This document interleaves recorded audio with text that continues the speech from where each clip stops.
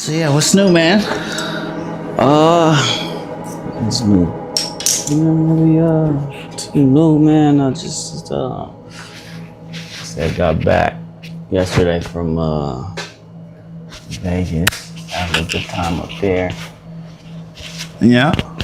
You said you went for a barbers convention? Yeah, LV Barber Expo. And what were they selling products? Selling products, giving away products, doing some classes, education, barber battle. Barber battle. Did you compete in the battle? No. What's your take on that? competitions when it comes to this art form? It's beautiful for people that are competitive and that want to be a part of that.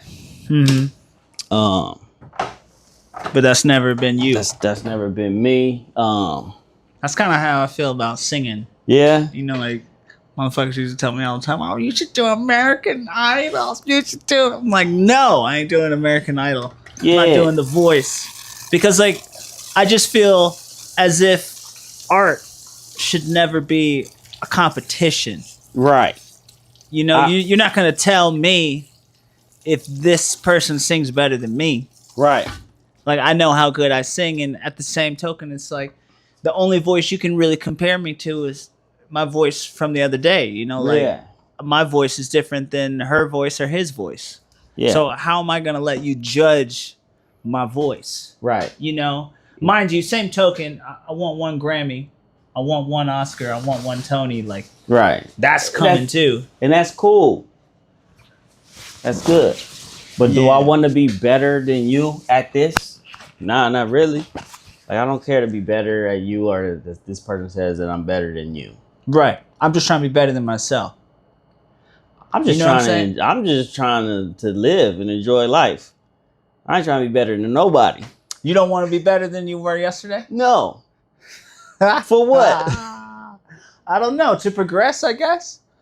Is it not the point to go up, to climb the mountain? You know, to reach the mountaintop of success of. Does that mean better? I don't know. It's a deep conversation. Perfect for a podcast. Welcome to the Voyager Talks, ladies and gentlemen. We got my brother Jayson, the barber, Tonsorium's entrepreneur, CEO, Pasadena's finest, ladies and gentlemen. More specifically, what part of Pasadena we talking about, my brother? Altadena. That's West what I'm talking about. That's what I'm talking about. Do you consider Altadena Pasadena? It's depends on who I'm talking to. Depends on who I'm talking to. We know who you're talking to today. Right. We're gonna call it Altadena, right? Well, yeah, because you know a little bit. So to somebody that knows, it's Altadena. Altadena. Right? But if it's like somebody that don't know, if I'm in another state and they'd be like, where you from? I'd be like, first I'm gonna probably say LA, right, or California, but then break it down LA. And be like, oh, hey, what part of LA? Pasadena. And they're like, oh, I know Pasadena. And then you tell them Altadena. Right? It's kind of like how I might say Georgia, right, and then I might say Atlanta, and then I might say Kennesaw, and then I'll say Cartersville, because if you say start with Cartersville, right, they won't know. They're lost. Yeah, but even then, Cartersville is way smaller than Altadena. Cartersville, Georgia is a small country road wrapped around a couple of hills and some mountaintops. Yeah. It's, compared to any city, LA, Pasadena, Santa Monica, it's very small, man. Country ways, country roads. But you did some time in Atlanta as well, right? Yeah. Not some time as in like, I gotta stop saying that. I lived in I did a little bit of time, but yeah, I did. I spent 15 years in Atlanta. It was What was your take on Atlanta? What'd you think of it? And once again, you're born from I'm born in West Altadena, Coast, Altadena, yes. Born and raised Altadena. Yeah. So what was your take on Atlanta, being a West Coast native? Atlanta is beautiful. I loved it out there. So I moved there when I was 22. Okay. Right? So that's like that's this time I kind of grew up out there. I started my adult life out there for real. Yeah. I learned how to, do all the, adult stuff, party, work, run business and do that. So business wise, it's definitely, I think all the way around, it's a much easier flow. Everything just kind of flows in Atlanta. It's the hustle and bustle people talk about. It's if you have that out there, you're gonna get, you're gonna do extremely well. But you don't have to get caught up in anything out there. Atlanta is whatever you want, however you want to live, you can live like that in Atlanta. You want to just be a homebody, go to work and come home, you can do that. If you want to turn up every single night, you can do that. Start a business, run it easy. It's not as many restrictions and the laws are different. You miss it ever? Yeah, I miss it every day. Really? I miss Atlanta. I like it, but I'm cool though. I don't plan on going back. I'm not depressed. I don't plan on going back. But I might go back tomorrow. It just depends. Right. I go back in an instant. To kick it, but not to necessarily live. I go back to live. Okay. I go back to live. You'd go back tomorrow. I go back to live tomorrow. Okay, so you really, I like it. you really I like love Atlanta. Yeah. Where was your party neck of the woods over there? Where'd you used to get down over there? Downtown, down all 2 Chain spots. Okay. Was it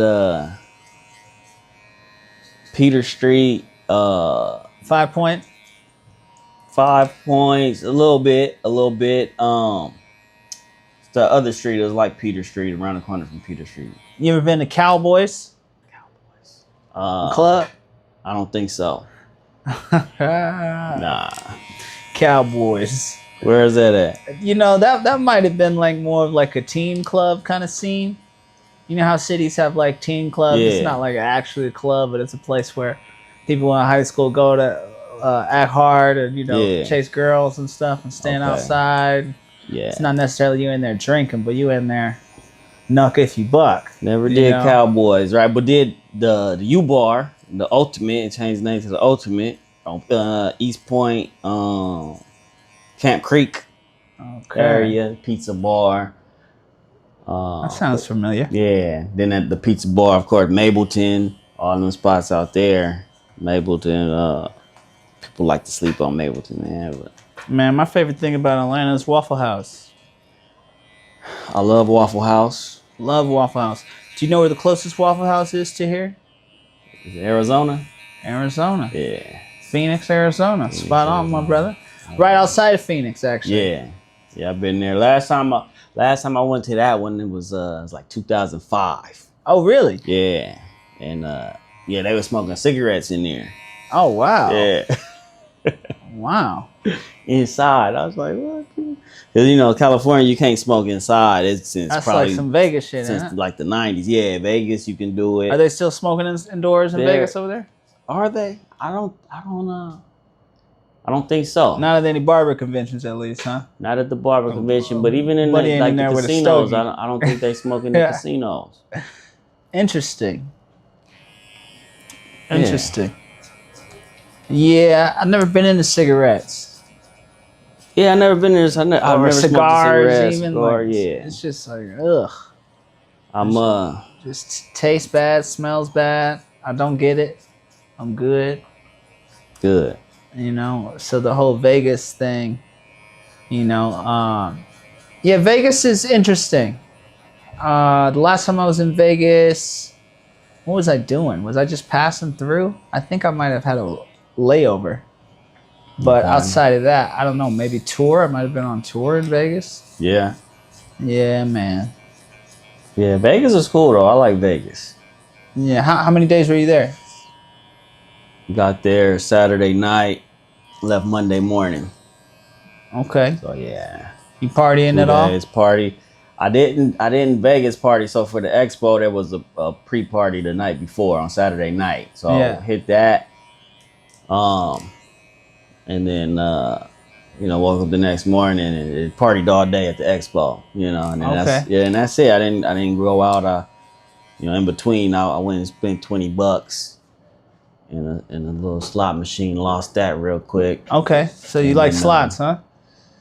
I got a like-hate relationship with slots. Like-hate, not a love-hate. Yeah, they cool. They all right when they ain't being stingy. Okay. You ever do any other gambling besides slots? Nah, not really. Nah, I have here and there, but yeah, I don't know. I think it's easier for me to lose to a machine than it is to lose to a person. Like because I get kind of upset. Like I said earlier, I'm not that competitive, but I don't take my money. I don't take. I'm gonna see you outside. Yeah. might feel a type of way. Yeah, the machine, the slice is one that I like. It's the Oompa Loompa one. You know what I'm saying? Oompa Loompa. Yeah. What's his name? Willy Wonka. Oh, okay. So I feel like at least you having fun. They flipping and singing songs. You know what I'm saying? While you lose your money but it's fun. Okay. I'll have to check that out. Yeah, so that's the one I look for. Oompa Loompa slot machine. Okay. How's the YouTube going? You been diving in that lane at all? I have. I haven't been as consistent and as I need to be. I've been so this is the thing and what I realized. That it's kind of easy, and I've been doing this, become a content collector instead of a content creator. Sure. Right. Let's talk about it. Yeah. Let's talk about that for an hour. Yeah. Because, boy, I got maybe 40 terabytes full of content. Yeah. Now, how much of that content have I posted, shared, published? Out of those 40 terabytes, maybe 500 gigabytes. It takes 1,000 gigabytes to get 1 terabyte. So we're talking a very, very, very small fraction, maybe 5 to 10% of the content that I've recorded, I haven't published. Now, the danger of that is technology moves faster than we are as film editors or video editors, however you want to call it. These cameras, they're dropping new lenses, they're dropping new bodies, they're dropping new gear. The technology is getting better and cheaper. Right. And what happens because of that is you end up having a surplus amount of content that you just can't keep up with in terms of posting it. And I think it's a danger. Yeah. I think it's a real danger. While at the end of the day, stockpiling content is better than not getting any content at all, right? I agree. Yeah. It's much better than that because, you could say you have it. And, out of all the 40 terabytes that I have, I still have this wild memory as to of what I know I have recorded, but I haven't edited. Usually I say stop consuming and create. Lately it's stop shooting and edit. Yeah. Because, let's say even this, for example. I go home, and if I don't edit this almost immediately. Right. Well, first off, I got 4 other edits that are on the back burner right now, some of which I've started, some of which is pretty close, some of which needs to be modified, some of which needs to be edited down, some of which hasn't been started at all. And what happens is you get distracted with other edits. And before you know it, the thing that you should have edited immediately is long gone in some folder on some hard drive somewhere that you almost have a hard time locating. Right. You know, they say something along the lines of, well, as we've discovered, you might not be interested in this, considering how the top of this conversation started, but based on this point of the conversation, they say successful people do things right away. Right. And unsuccessful people put things off till tomorrow. Yeah. And putting things off till tomorrow is really, what's that going to do? It's just going to make you forget about it. Right. And then what's going to happen is you're going to think about something else that you want to accomplish, and a new objective will come along, and you're going to want to do that. And you will fall into that same trap of, okay, well, let's just say even for filming, for example, okay, I filmed it. Right. I did it, but I didn't use it. I didn't edit it. I didn't share it. I didn't publish it. And then it almost takes all the work away. It almost makes it disintegrate, especially if you go on to never put it out there. Right. And at the end of the day, the other danger of stockpiling all this content is you're only gonna get better with each piece you film, with every picture you take, with every light you set up, with every camera you set up, with every tripod, you only get better and better and better and better. So when you do it only 50% just to do it, it's like you're almost shooting yourself in the foot. You're just learning half of it, you know? Right. And in the other half, it's like working out one side of the arm. Right. Or only doing curls on the right arm.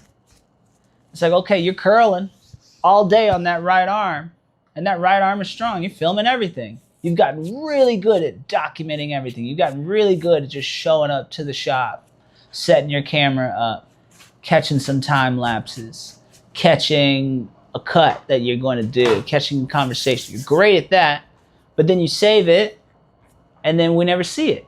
Right. And what's going to happen is that other arm is going to get real weak. And that other arm is going to start kind of looking crazy compared to that right arm, which is all swole and beefed up. And then somebody see you walking down the street, they're like, yo, what's going on with that other arm? Right. And, you know, you don't want to get caught lacking. In that department, you got to work full body. So it's just important to edit the photo and publish the photo as it is to take the photo. It's just as important to edit the video and publish the video as it is to create the video and edit the record the video. And I'm very guilty of all this. Like I said, I have at least 39 terabytes of video and photo the world has never seen. Right. Some of which is probably really good. But because I got in my head about procrastination, or I want to do something else first, or I got distracted on another objective, who knows what that could have done? And who knows if I'll even ever get the opportunity to get it out in the first place? Because I can't stop filming. I can't stop creating. I can't stop documenting the life that we live, because every day we're going to do something new, and every day we're going to get a new tool or have a new energy or a new mindset that inspires us to get the camera out in the first place and record it. But the trick is to become just as obsessed with the edit and the publishing, the sharing, as it is the recording. Yeah. That's what you're doing it for. That's why you're recording, so you can share it. Right. Right. Right. So I guess you gotta remember your why. Right. You're doing this to share it. So what good is recording, capturing it? Right. I'm not gonna put it out. Right. It's like going to the gym. Gym's empty. All day you're working on your 3-pointer. All day. Day and night. You're in the gym, you're working on that 3-pointer. All day and night. Day and night. And then the homies hit you up. They're like, okay, let's go. 3-on-3. And you don't show up. You might have a crazy three-pointer, Right. but you never show up to the game. Never show up to the game. So nobody knows if you're any good. You don't even know if you're any good.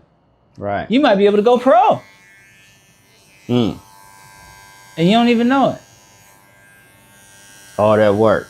All that work, all that practice, all that filming, all that data, all that time, all that memory.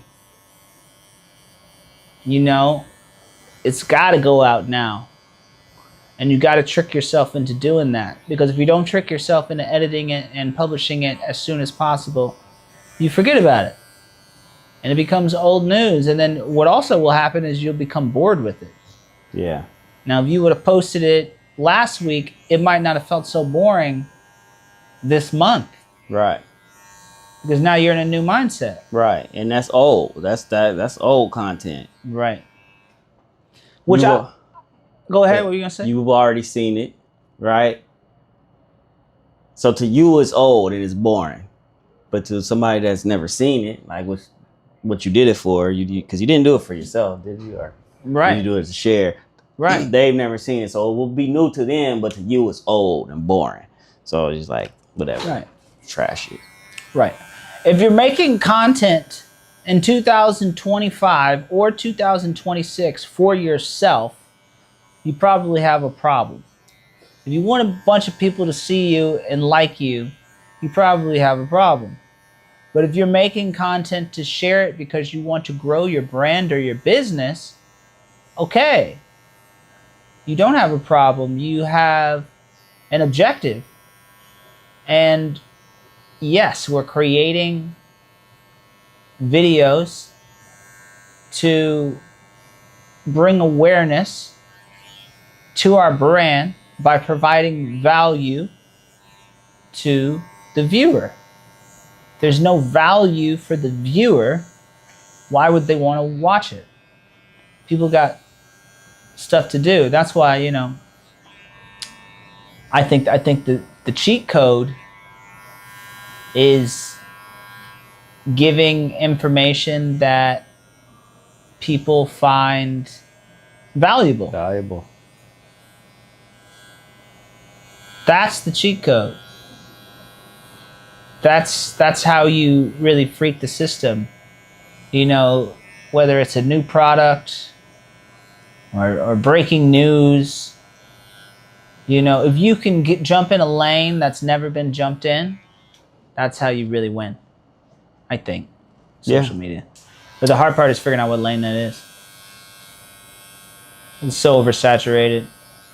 And there's so many things to do, and you can get so distracted. It's hard, man. So, how much footage do you think you're sitting on right now? So much I can barely record anymore on my phone.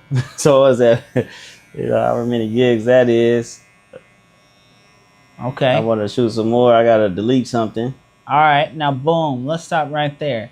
You want to shoot some more, you gotta delete something. What if you deleted something to record something else, and the thing that you deleted was gonna go more viral than what you just recorded, but you didn't even know it because you never showed it? Because you never showed it. That's why I gotta share it, then delete it. Exactly. That's the answer. That's the answer. That's the way out of the dilemma of having too much content.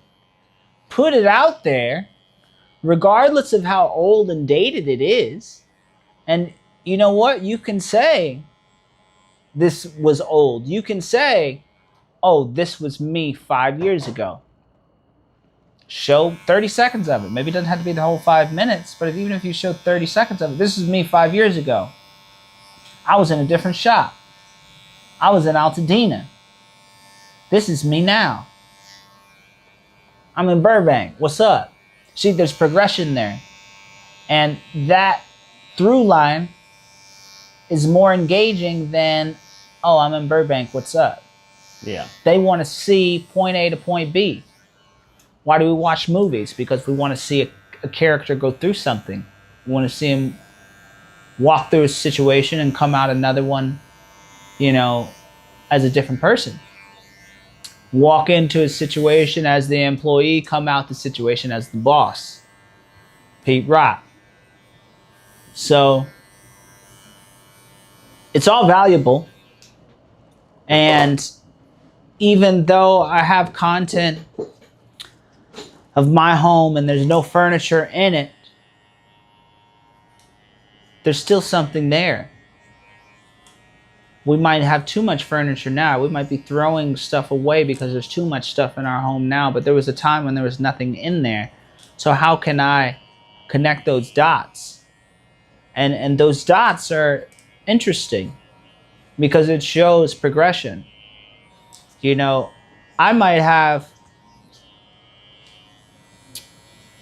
somewhere between 50 and 100 unboxings of me just recording myself opening up a product. Mm-hmm. Some of these products I've had for years. Mm-hmm. Years. One of the first products we got for our home was a Dyson vacuum cleaner. And that Dyson. Opened it up. Very expensive vacuum cleaner. And have never shared the unboxing of the vacuum cleaner. How do you think Dyson feel about that? Disappointed.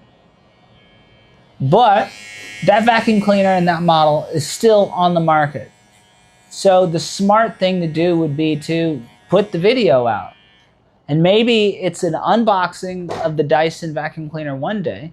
And maybe the next day, to connect the dots, it's here's my 5-year review of this Dyson vacuum cleaner. You saw us open it up yesterday, brand new. Well, here it is now, 5 years later. Here's what we think about it. Yeah. See, now there's value there because I'm not someone that just opened it up. I'm someone that's used the product for many years. Yeah. So, if you can relate that to your world. Oh, yeah. Same thing. Same thing, but you know, we opening new clippers every day. Mm-hmm. You know, these T-Pop, you know, I've been using these since they came out 2-3 years. Mm-hmm. People want to know, people always ask, what's the best clippers? And then why? They want to know why, what's gonna last, battery power, all that. Mm-hmm. You know, firsthand testimony right here. Exactly. Valuable. And your experience is unlike anyone else's experience. Right. So it's an incredibly valuable experience. You have valuable insight on the product. You know the product. You use it professionally. Yeah.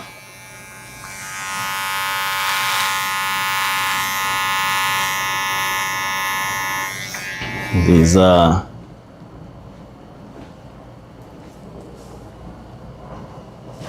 so there's something I just picked up at the expo, fresh shape up. So what I wiped your line down with, and then like, look how crispy that is. What is it, like a cloth? It's a cloth. It's a little strip. So it's one of those little strips. Spray water on it.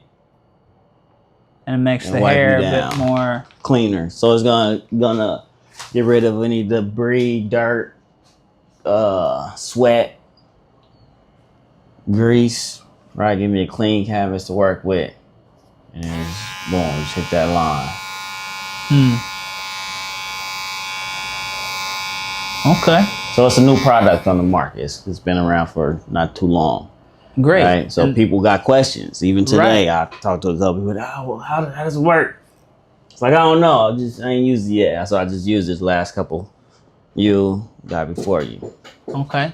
So now I got the insight. Okay.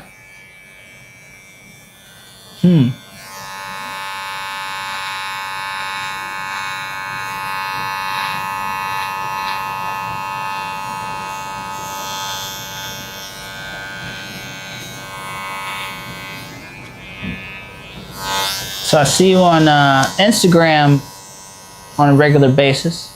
Yes. Are you on YouTube as frequently?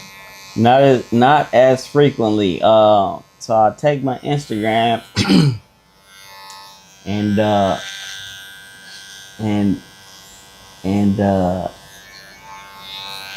try to use the same content. So so I'll do the Instagram shorts because it's, I can use the same format as Instagram. I mean, the YouTube shorts. Right. YouTube shorts. But yeah, I just kind of be throwing stuff up there. I'm studying. So no, it's not as frequent, but I'll be on there. And I'm learning and I'm reading. And Instagram, well, YouTube and now Instagram, I realized it just kind of started showing you. It's like they really want people to create. So they're giving all these tips. You notice that on Instagram? It's like, hey, your last video did this. Try this, and then I think it was this morning. I was just reading all this stuff that they just kind of shot to me. They're like, you need to be doing this. That's hilarious. Yeah. I know exactly what you're talking about. That's Instagram trying to keep you engaged in creating content for their platform, right, so you can keep people on their platform. Right. Essentially. And they're giving you tips and tricks which are valid, yeah, to create better content 100%. Right. Like that stuff that they're saying is proven clinically, through data. It works. Right. YouTube will do that too if you dig into the right menus on your YouTube studio. They'll judge your thumbnails. They'll ask you what your top video was, right, and and you can act accordingly. So yeah, that is there, and these platforms definitely, at the end of the day, they want you to make the best content possible. Right. So people will stay on their platform. That's it. So they're going to give you whatever they can to help you. And it's probably valid information. Yeah. It's got to be. It's coming directly from them. Mm-hmm. And they might even be gearing it towards your analytics, right? Right. It's possible. Yeah, that's what I've kind of noticed. What about horizontal videos for YouTube? Have you tried that yet? Yeah, haven't really been shooting those. That's the one, man. I'm telling you. That's the lane. And it's not as difficult as you might think it is. Yeah, I don't think it's difficult. I just always forget to turn the phone sideways. Yeah. I mean, don't get me wrong, the vertical stuff is good too, and you should definitely keep doing that. But maybe try doing your vertical piece for the day, and then maybe you can try an additional version horizontally. Right. But understand the horizontal, once you go horizontally, the lanes open up and the attention is allowed a bit more. Mm-hmm. People's attention spans go longer when it's horizontal. People's attention spans are quicker when it's vertical. Because, it's almost set up that way. Right. Vertically, your thumb wants to swipe up and get to the next thing. What platform goes from left to right? YouTube? I don't know. YouTube does have a button. So no platform that says left and right, but even YouTube, it goes up and down. Up and down. So yeah. No, even if you want to check out the next YouTube video, you'll pull it down and then you'll scroll up and as you scroll up, you'll see more videos. But something happens when people watch content on YouTube that doesn't happen on any other platform. When people watch content on YouTube, it covers up the screen. Yeah. And it makes you want to turn the screen. TikTok does that. TikTok is smart like that. Instagram is not smart like that. Instagram has a problem with that, and they're just going against the grain on purpose. I don't know why. But it's like, we want full screen. Like, you can go full screen on Threads. I might have seen some of your content full screen on Threads. But it's like, why can't we go full screen on Instagram? It's so stupid. It's dumb. But once again, once you do go horizontal and it is full screen, you have an opportunity to have a conversation longer, right? The individuals that are sitting here watching this right now understand that they're once they press play on this, they're not grabbing anything. They're not swiping in any direction. They're just gonna let it play. They're sitting there for a minute. So it's your job as a barber to figure out these topics that you could sit there and have a 10-minute conversation about. 10 minutes. And what's crazy is lately the videos for my YouTube channel, in which I'm just sitting there talking about an MPC or talking about being a producer, literally talking. Those videos do better than videos where I'm like making the craziest music I feel like I've ever made. Right. And it's just my experience that I'm having a conversation that people value. So you as a barber, man, you gotta have so much experience. You know, it could be anything.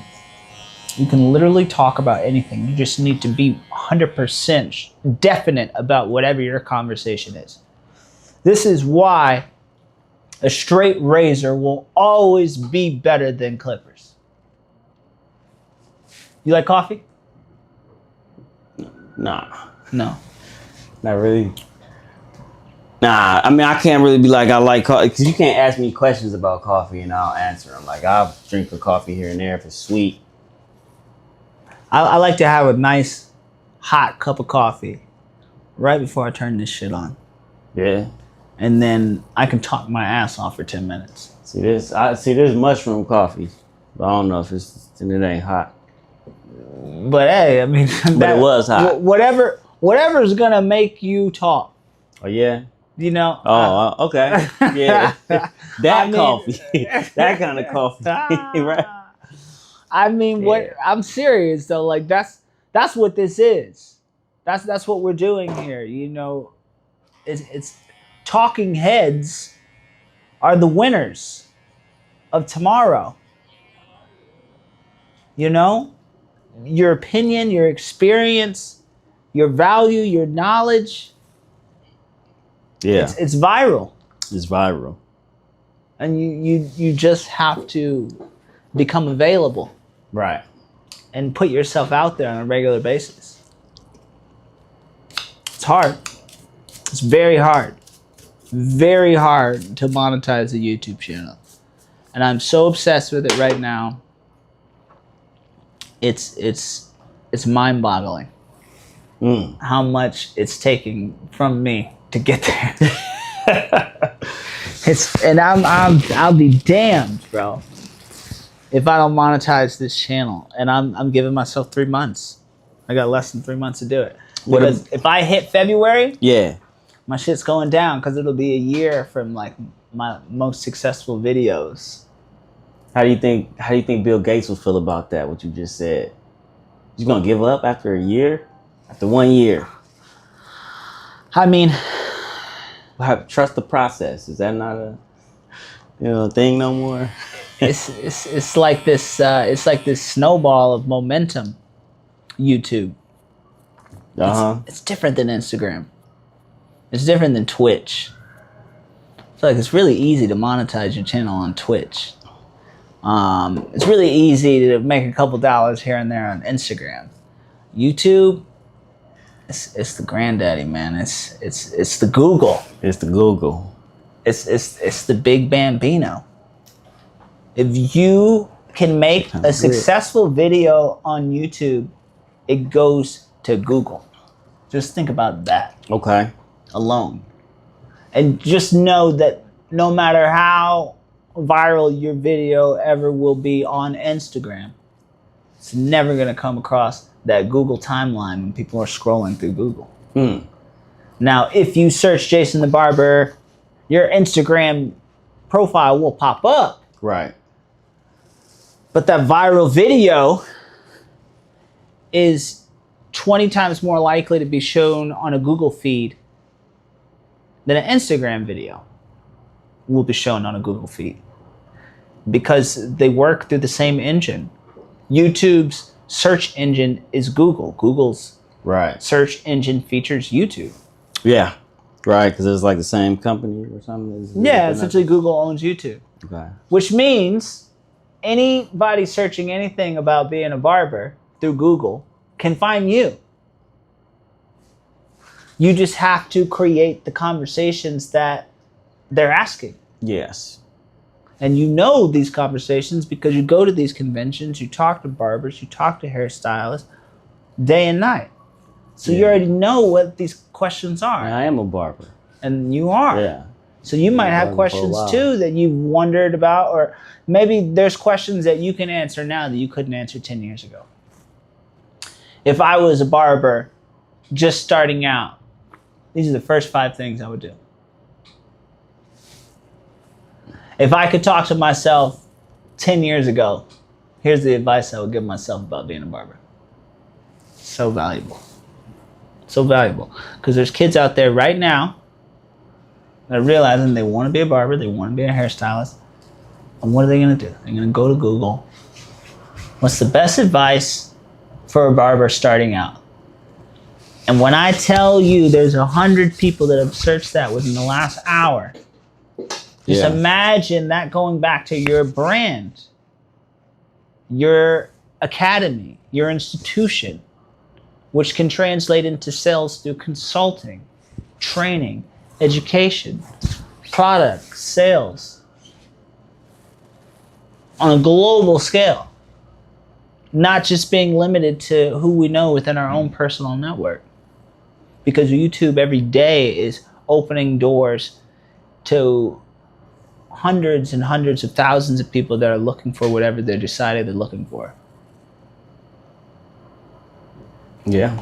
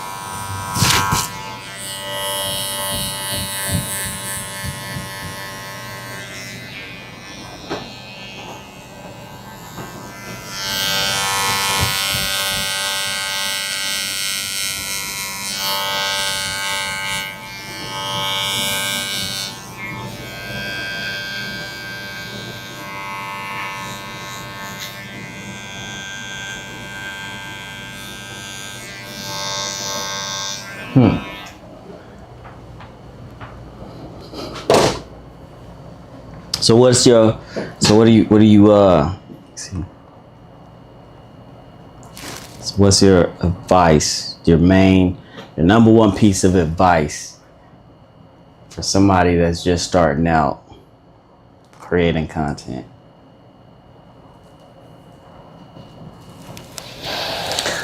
What's my number one piece of advice for someone just starting out creating content? Stop judging yourself and stop worrying about what other people think. Stop consuming and create. Literally, I think that's the best thing. But it's also, follow through on your creations. Publish them. Regardless of how good you think it is. There's another cat online right now. He's a photographer, creative director, filmmaker. And his tagline, he says, make stuff even if it's bad. Yeah.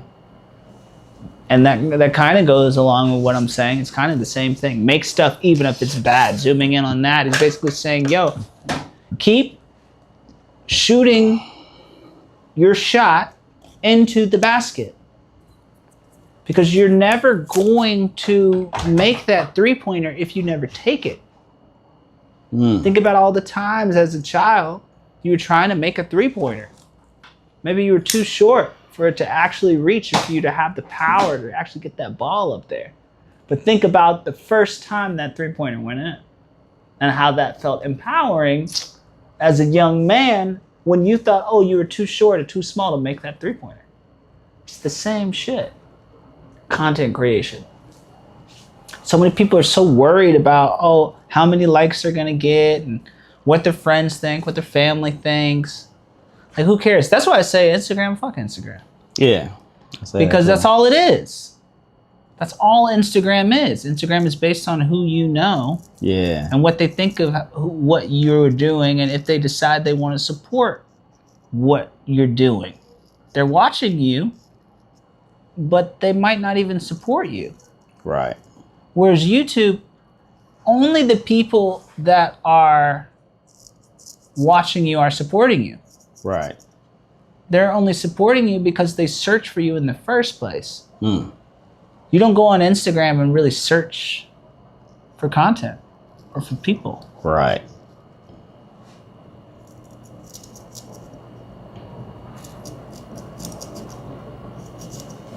But Instagram understands that. And now if you do type in on the search bar, instead of typing in someone's name to find their profile, you can literally get in there and ask a question. You can get on Instagram and you can say top 5 tools for barbers. And a whole Explorer tab will pop up showing content that is relevant to that. Now, maybe the content might not be that at all, Right. but it'll be something close to it. Maybe close, it won't be the yeah. top 5. Maybe they'll show products, though. Maybe you'll see a bunch of products that a lot of people love.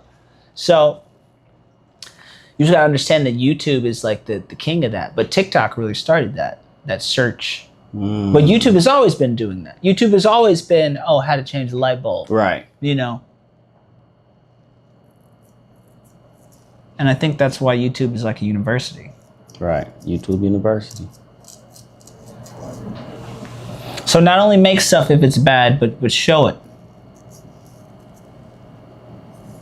Even if you know old buddy's got content that is more fire than yours, still show it. Even if you know old buddy's got content that gave more value than yours, still show it. Is Buddy's content more fire and giving more value? Or I feel like that goes back to when we were talking about singing. Like, is this art? Like, 1 million people are gonna find his very valuable and fire, but you got 1 million or maybe more that's gonna find yours better. Right. And maybe they like yours more because of the way you're doing it. Maybe they like yours more because of your accent. Maybe they like yours more because of where you're from. Maybe they like his more because of where he's from. And at the end of the day, that's why I'm like, yo, who cares? Who cares? Because in the first place, social media, the game isn't, oh, I want everybody to like me. Everybody can't like you in real life, so it's impossible for everybody to like you in social media. Especially with the way social media is moving now. It's literally about these certain topics or these certain avenues. You know, you got your photographers over here, they make this type of content. You got your gym people over here, they make this type of content. You got your back people over here, they're telling you how to have better, you know, posture. And, you know, everybody is in a certain lane or a certain pool, and everybody's going to do it different. You know, you can copy someone as a blueprint and just follow their format. But at the end of the day, even if you do that, it's still going to be yours, you know? Right. Like at the end of the day, I can say, oh, I want to make a song that sounds like George Clinton. But it's not going to be George Clinton. Everybody's saying the same stuff anyway. Yeah. Everything's already been said.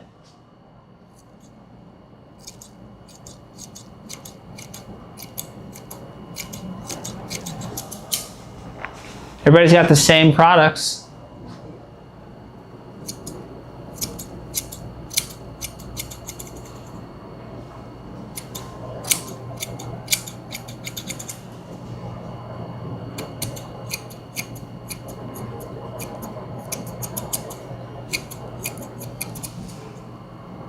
So much so that I really just get tired of hearing this shit. It's the same. It's definitely the same.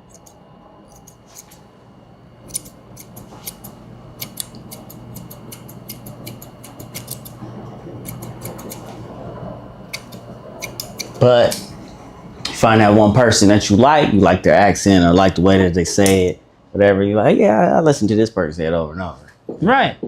Saying the same dumb stuff that everybody else was saying, but yeah, I like the way they said it. Yeah.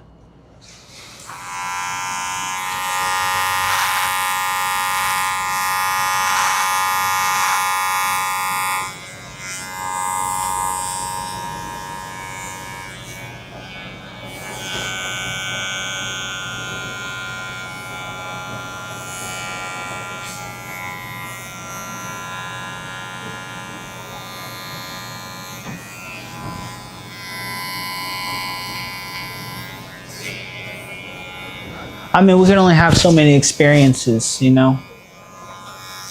A restaurant can only be so good. Right. Only so many people can give it 5 stars to where it's like, yo, this is a 5-star restaurant.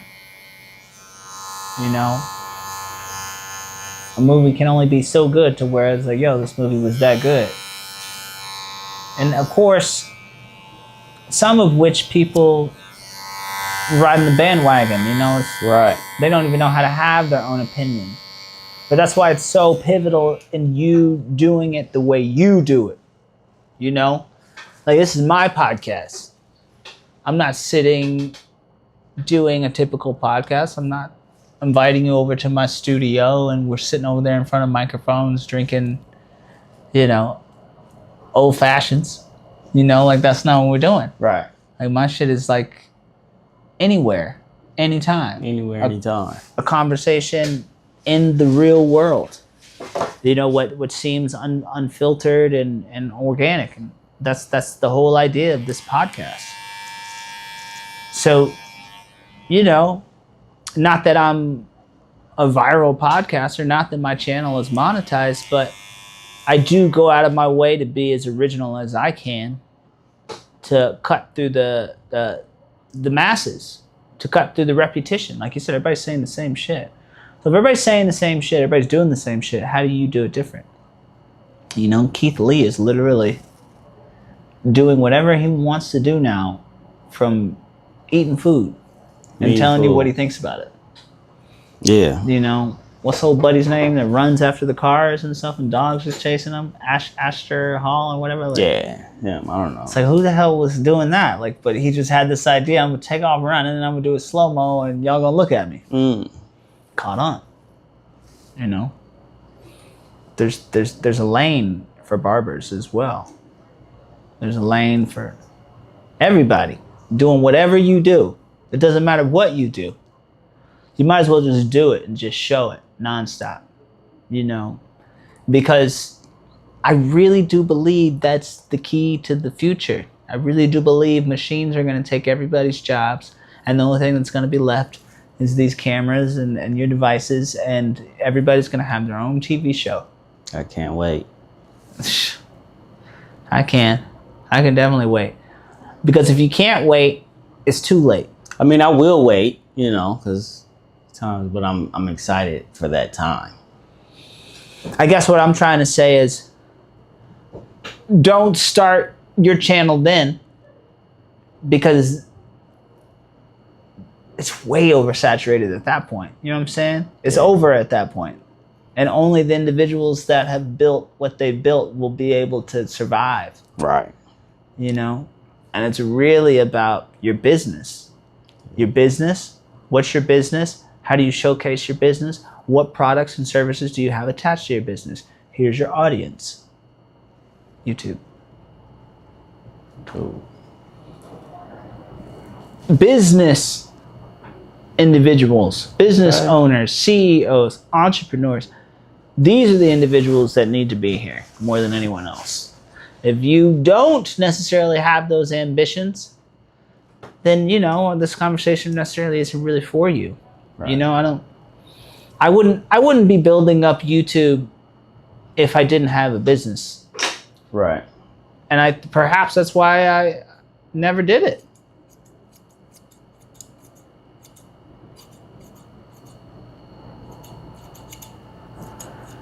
Right. But I wish I would have did it. I wish, I think YouTube is a lot like Bitcoin. Yeah.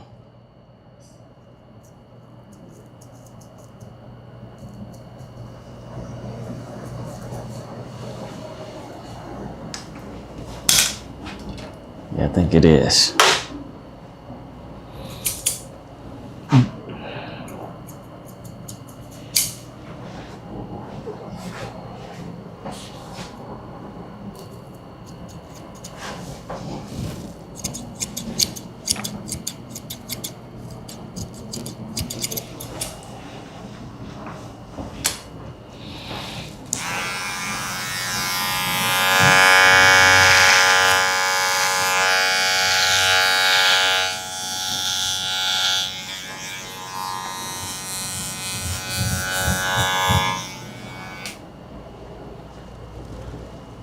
Yeah, man, I think that's a lot why I'm doing this. It's like, I have too many good conversations with you and Kyla to not try and capture it. You know? Kyla, what you doing? You on it? You on? She's coming up. Yeah. I've done this with Kyla before, but I didn't put it out. I've done this with you before, but I didn't put it out. Yeah. This one's going out. This one's going up. It's going out. Those other ones, I don't know. Will they turn into something? Maybe. And I find the right place for it? Maybe. Otherwise, it's 40 gigabytes just taking up space. Yeah. And that's a lot of gigabytes. That's a lot of gigabytes. Yeah, man. This is the game. I feel like you got to be crazy to play it, though. You definitely got to be crazy to play this game. You got to be crazy. I feel like you're crazy anyway, so why not just play it? I'm saying everybody crazy. Yeah.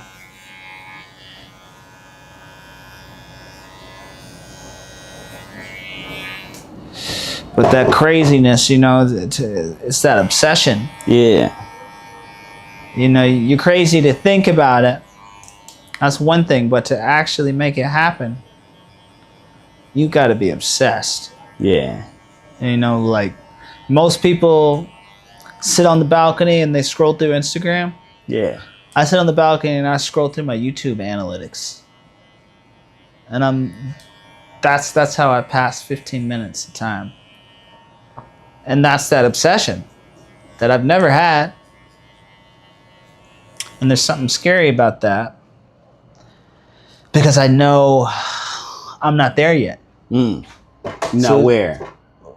I'm not at the hill. I'm not at the mountaintop yet. Okay. I literally want to milk this to where I can be full-time YouTube. Yeah. Not have to do anything else. Not have to have clients if I don't want clients. Right. Turn clients away. Sorry, I'm recording right now. Editing.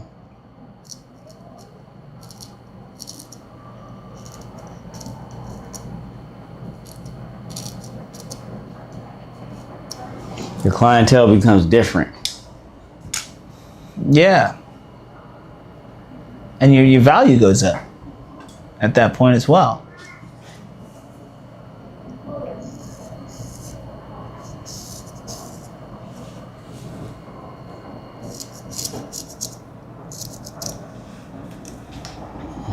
Yeah, man. I feel like, I don't know, part of me is like, I don't know, is it like a fear attached to it? Like this sense of like,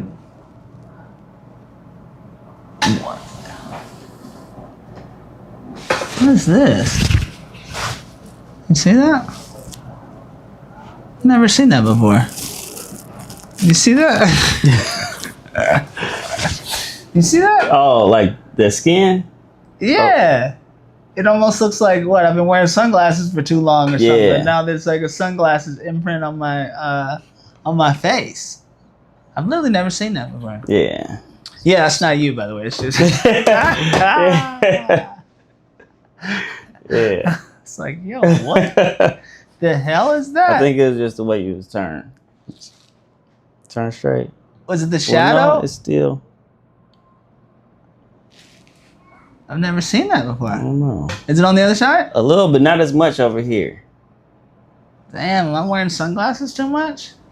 Like, you know, them brothers, they're real strong, big brothers, they got muscles on the back of their head and shit. Like, that's what it looked like. Like, I got a little sunglass muscle on the side. I'm like, what the hell? Yeah. It's like, damn, this nigga need to take his shades off. Wearing them too long, you're indoors. Take them off. That's weird, though.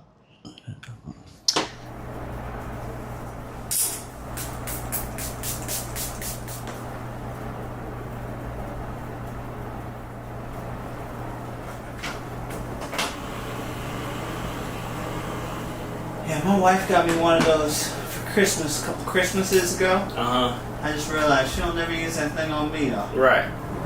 Yes. Using those things at home is like, a lot of people have them, but they don't use them. Right, it's hard to do it for yourself. Right. Somebody, you know, move that thing. Thank you, brother. Yeah, thank you. Thank you very much.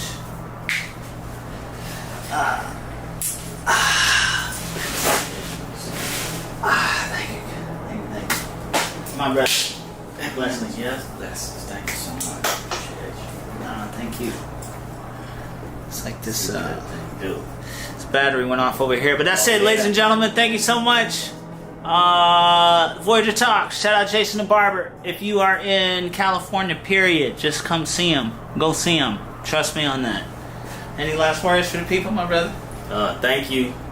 Thank you, Dame. Always Voyager. It's always a pleasure being part of it. Of course, brother. You already know that. You know, just y'all, if y'all got any questions, ask him. Yeah, right. I clearly don't know what I'm doing. I just think I know what I'm doing. But maybe that's what it's all about. Love. Thanks a lot, guys. Peace out.